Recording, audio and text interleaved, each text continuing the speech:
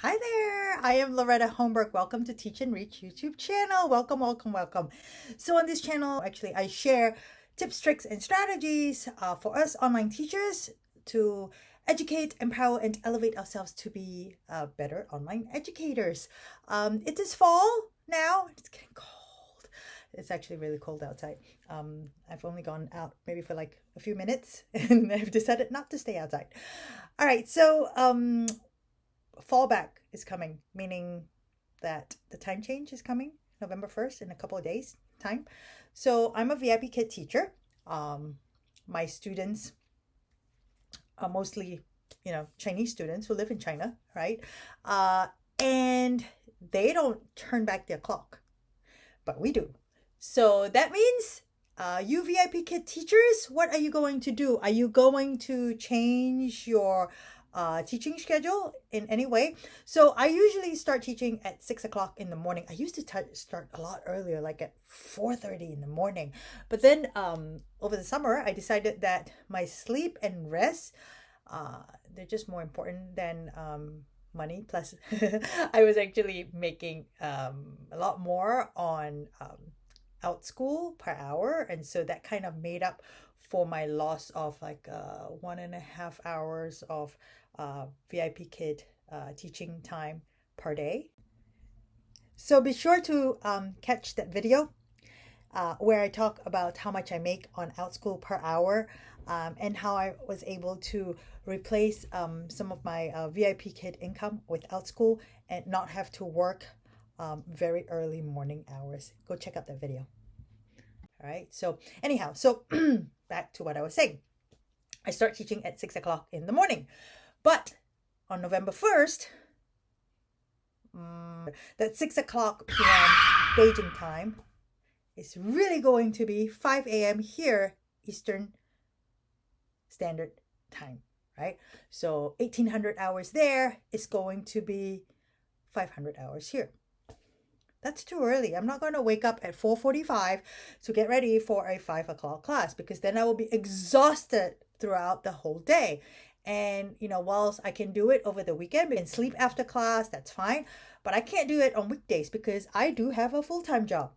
Okay, so Tuesdays, Wednesdays, and Thursdays are like my really long days. Wednesdays, I don't even get done until 9 p.m. at night from teaching my graduate course. So I don't want to wake up an hour and 15 minutes earlier. I'm going to keep it the same.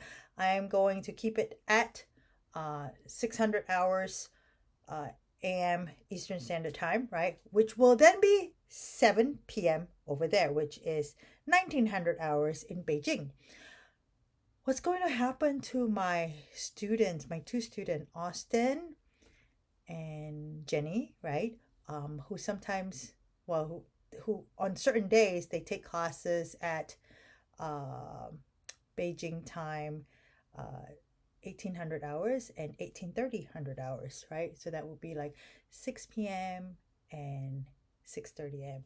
It will now be 5 a.m. here and 5:30 a.m. here, and I don't want to wake up that early. So I've already told them in feedback, as well as actually in class after each class. I try to tell them that, hey, in the US, November 1st, our time changes, and now we're not going to be 12 hours apart anymore. It's going to be 13 hours difference. And so I was like trying to show them they understand the military time, right? So like I do that. And one of my students already started booking me at a different time. So I will only have Beijing 1900 hours till Beijing 1900 hours. That's 7 o'clock, right? To 2100 hours Beijing time available. So there's only 4 slots available in the morning, and one of them has already changed.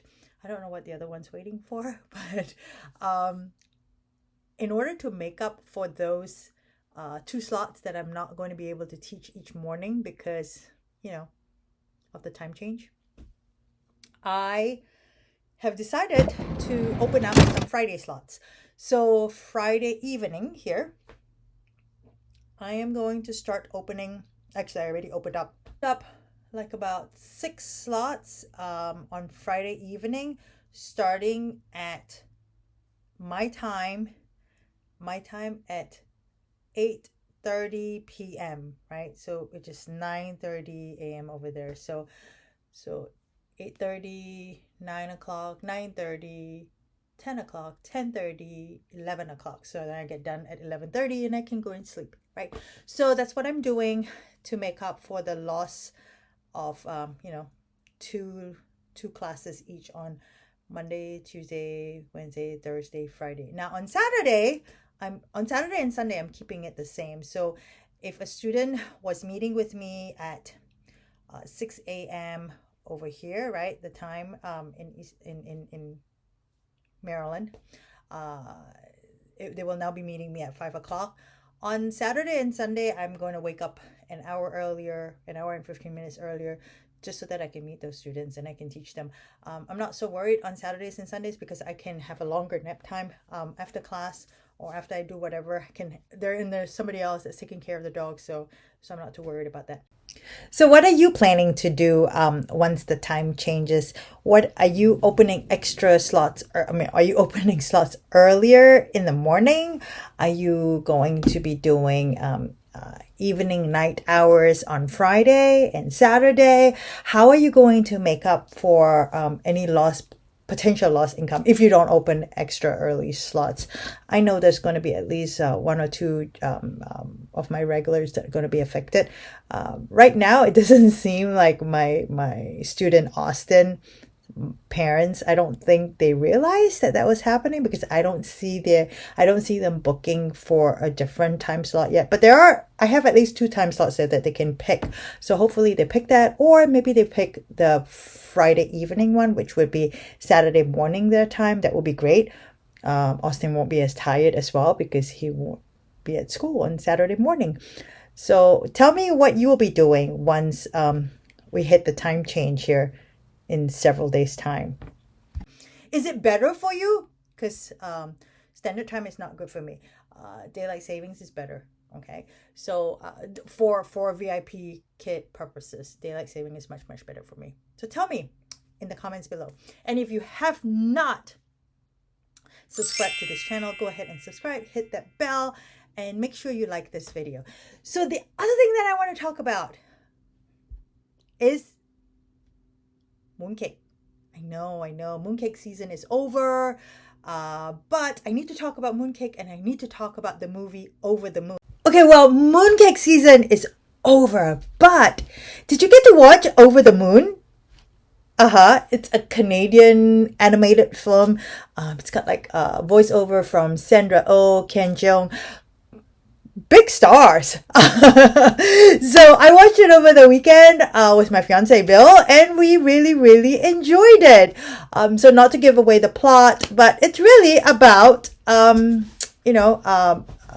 moon and mooncakes and what's up at the moon and why they stare at the moon and why they want to go up to the moon.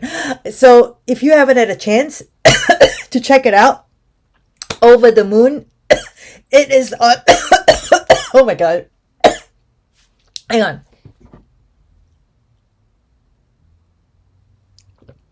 Okay, it is on Netflix. I did shed some tears though in certain parts, so be prepared for that if you're that kind of a person.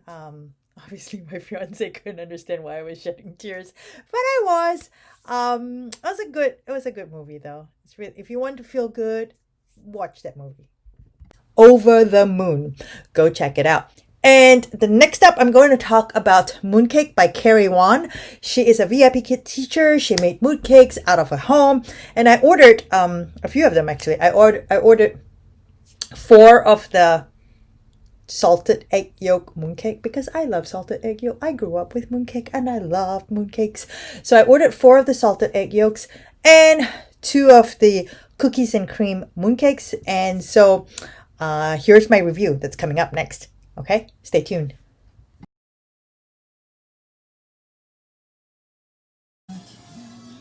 So it came in this box and Carie put 4 of the egg yolk one in here. with nice decorations for fall. Okay, so like I was saying,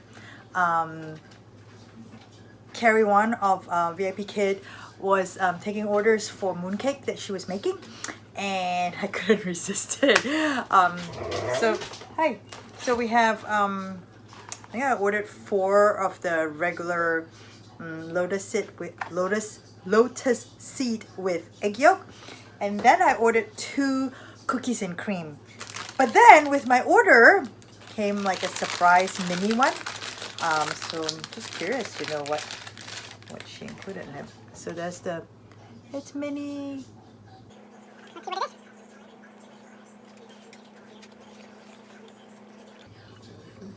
I think it's red bean paste. Wrapped, sealed. This one says SE, so this should be salted egg yolk. Right. So I cut it in half. It's supposed to have egg yolk in it. I don't really see the egg yolk a little bit over here, but I don't see like the round egg yolk. Let's try it.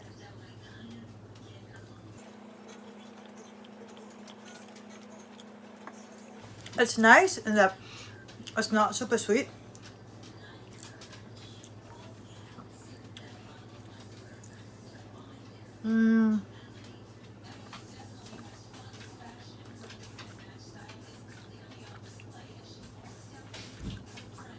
I don't really get the egg yolk taste.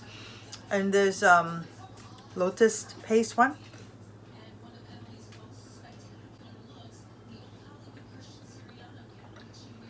I like the skin portion. Tastes really good.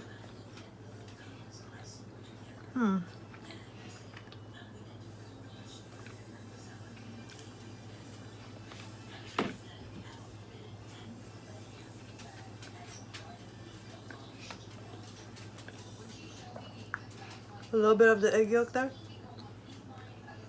So it's not like a full egg yolk.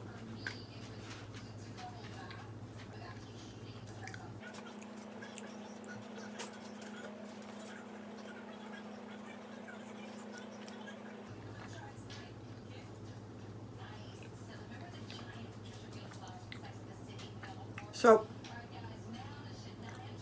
because it's not really a full salted egg yolk, the contrast of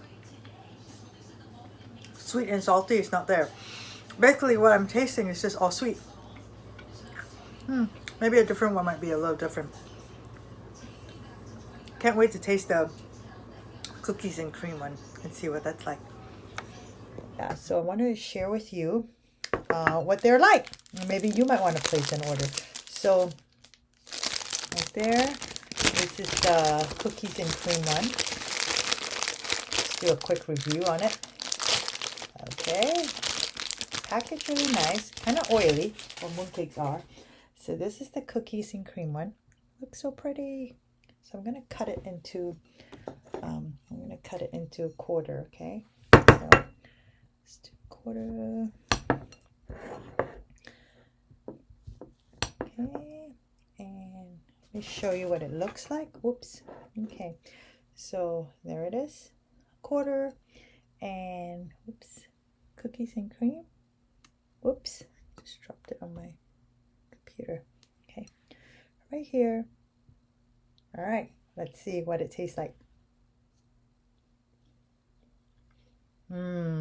Cookies and cream.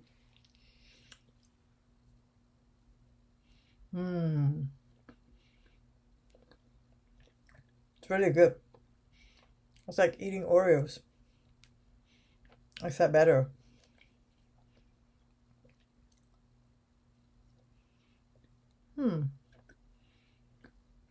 It's so good. I wish I ordered more of these. I only ordered 2. I'm gonna post the link below.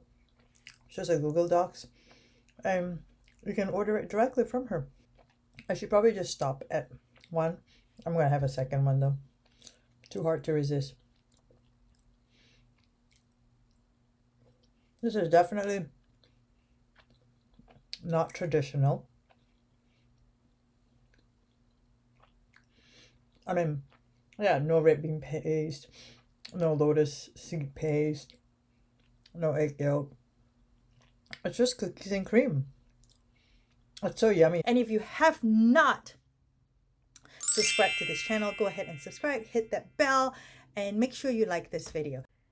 So with that, I definitely recommend Carie Wan's red bean paste mooncake, as well as her cookies and cream mooncake. I'll be sure to order again when mooncake season arrives.